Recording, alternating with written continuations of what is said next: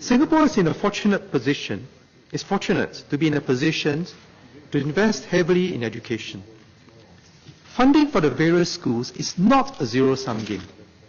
We do not have to cut funding to one school to give to another. With good economic growth and healthy fiscal positions, the Ministry of Finance provides sufficient resources to fund every school to meet our educational objectives. MOE has significantly increased in investment in education across all levels and schools in the past decade. The per capita spending on educating a primary school student more than doubled from $3,600 in 2004 to $8,700 in 2013.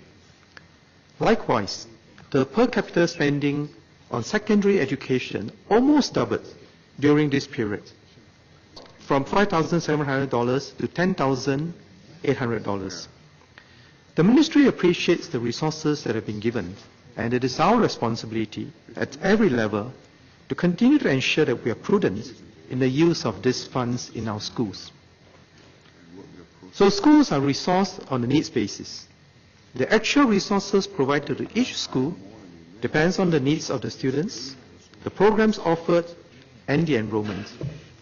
The resourcing for each school varies, even within the same category of schools that Mr. Yee has asked about.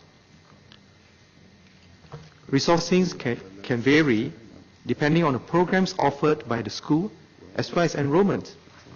For example, if a school offers a language elective program or a particular niche or a learning support program, its funding will reflect the additional resources for the programs offered. For the same program, the resources provided are also dependent on the number of students in the school on the program, since not all students in the school are on the same program. We also resource schools based on the profile of the student body. For example, for schools with more at-risk students, more resources are provided for counseling support. The overall school enrollment will also affect the level of funding. On the other hand, comparison by per capita funding has its limitation, as it does not take into account similar overheads that schools have to bear regardless of the enrollment. So a comparison across different groups of schools based on averages would not therefore be meaningful.